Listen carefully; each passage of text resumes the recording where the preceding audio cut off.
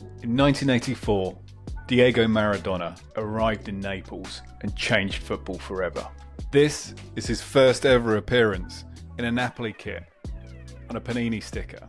It's one of my favourite stickers, and today we're breaking down why every serious football fan should want one of these in their collection.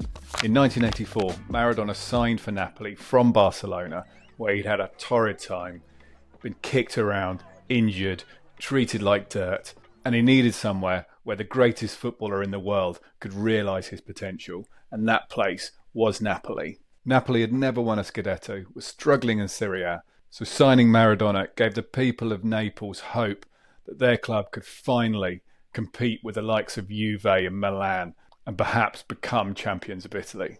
Napoli were facing relegation the season before they signed Maradona. 2 years after signing, he'd not only win the World Cup with Argentina, but he'd win the first of 2 Scudettos with Napoli and become one of the greatest players of all time. When I was young, we didn't talk about Messi or Ronaldo.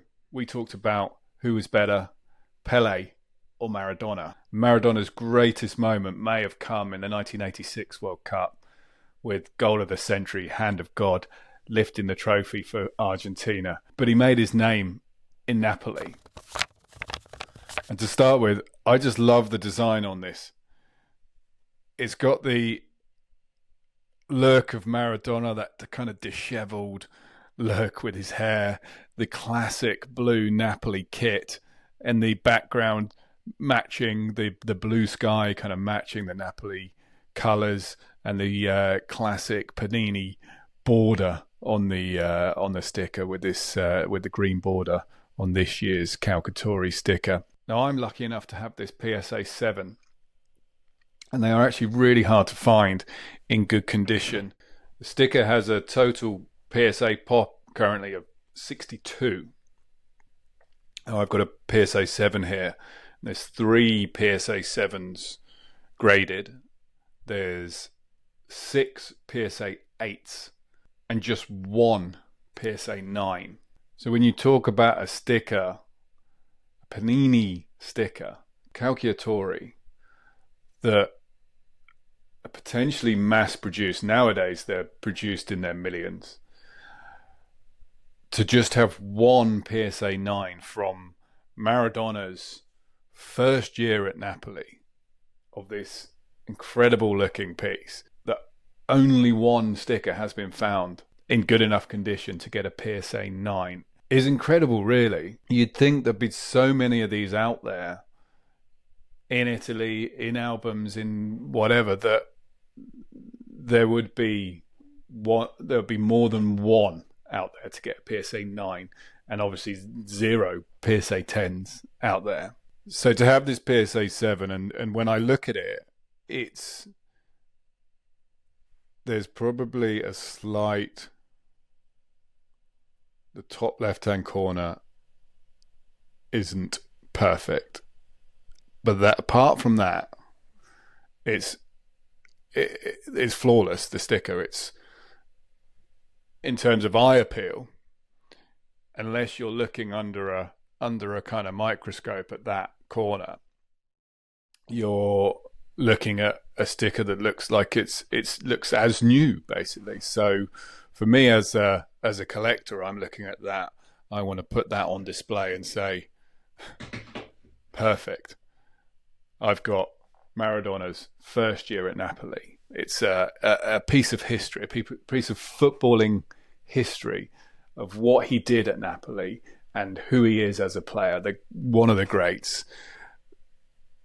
For some people, the greatest of all time, but up there in everyone's kind of top 4. I'd say top 4 or 5. Everyone has got Maradona up there.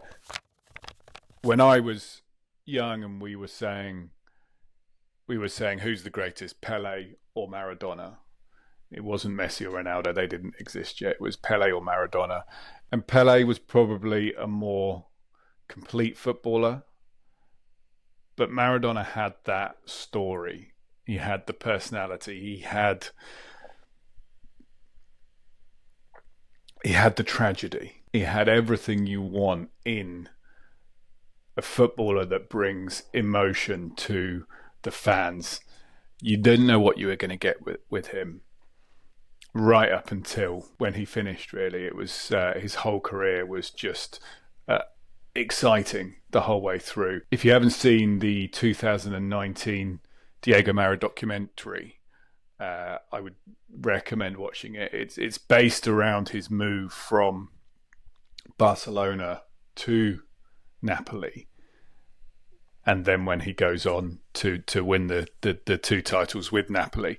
But that is kind of the turning point in his career, one of the biggest moment in his career that led to him winning the World Cup and becoming who he was. But it's an incredible documentary, and for me, this image and the year it's from is when he signed for Napoli in 1984, and how big a move that was, or turned out to be.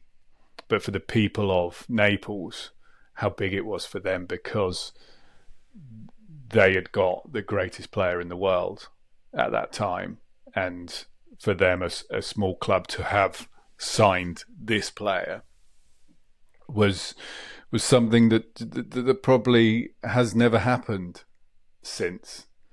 It's like Messi in his prime going from Barcelona to Southampton. It just doesn't happen. But it did happen, and what happened after that was another part of this kind of story that you couldn't make up. It's you watch the documentary, it could be a film that someone's made up, Maradona's life. And yeah, like I said, the image on this sticker is just kind of sums that up. If you couple that with the pictures of Maradona signing for Napoli and walking into the stadium in the crowds, and how much of a god and superstar he became there, it's incredible. If you want to see stickers and cards like this in person before you buy them, on the 30th of May, the Intercity Sports Paradiso at the Amex Stadium in Brighton is going to prove to be a fantastic card show, and it has a dedicated room to vintage and pre-modern. Along with the cards, there's going to be an incredible amount of memorabilia there. It's basically a football fan's dream. And if you're on the hunt for things like this, there's going to be sellers there from all over Europe with their collections that you can have a look through and make sure you're going to get something in great condition that you might be able to send off and beat this PSA 7. And for listeners of Searching for Soccer, you can get 25% off your ticket. The link and the code are all in the description. I'll be there because I'm helping run the vintage and pre-modern floor. So grab your ticket, use the code, get a discount, and I'll see you there. It's low pop for a sticker, 62.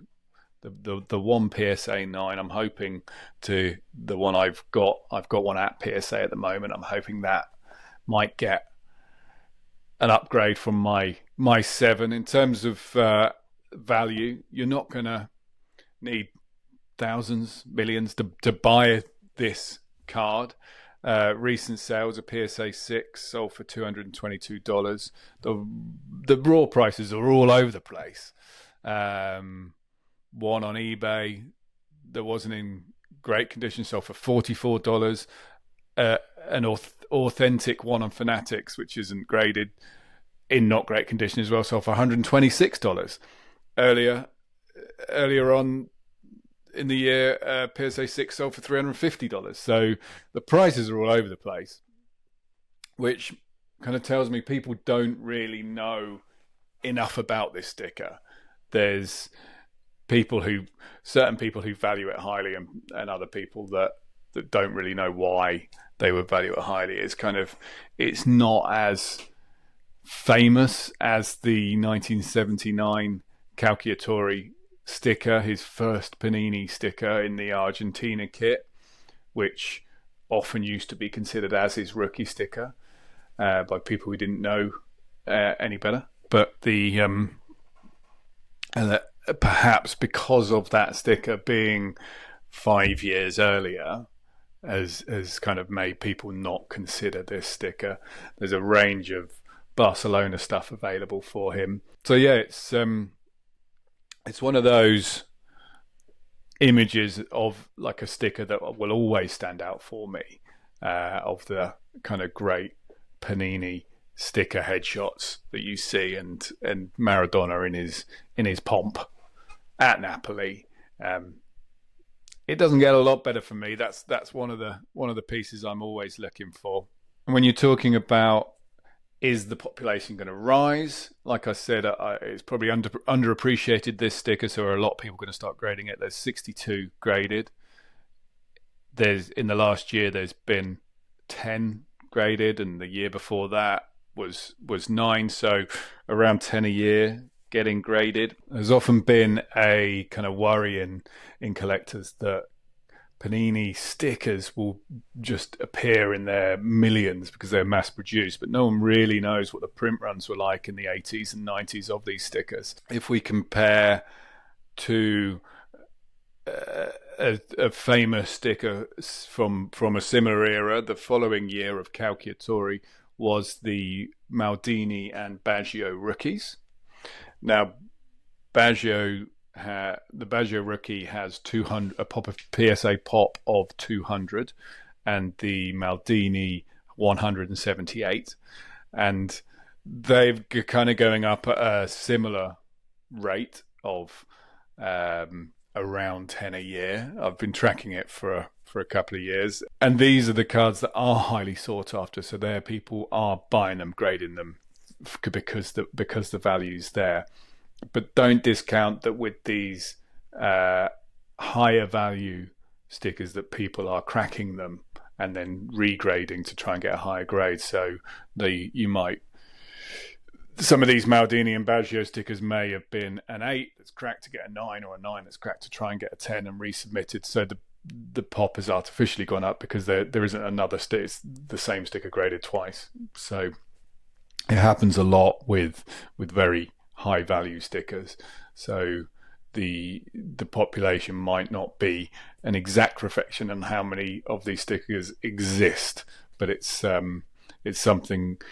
It's probably the best thing we've got, the PSA pop, to go off and get a handle on what we're looking at in terms of how many of these are out there and how it's going to change in the future.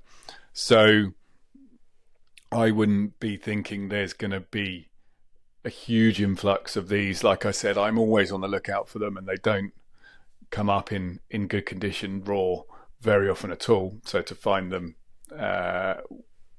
if I do find them, I kind of pounce on them if they're at a decent price.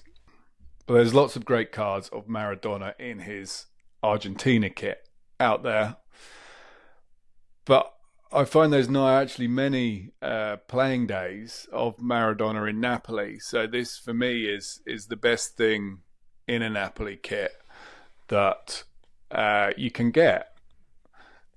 If you're into kind of more modern cards that aren't kind of playing days, then yeah, there's a few around, and there's autograph cards on card autos which are really nice. But if you're looking for a playing days Maradona in a Napoli kit, this for me, this is what you want. Now, if you want to see more stickers, cards from all over history, whether it's vintage, pre-modern, modern, here at Searching for Soccer, we're going to be delving into the greatest cards that you can get, and it's not going to be just me. The next episode, I'm going to be talking to James from Mad City Collector about one of the best messy cards money can buy. So make sure you don't miss that episode. Subscribe to Searching for Soccer. Follow me on Instagram at Sterling Sports.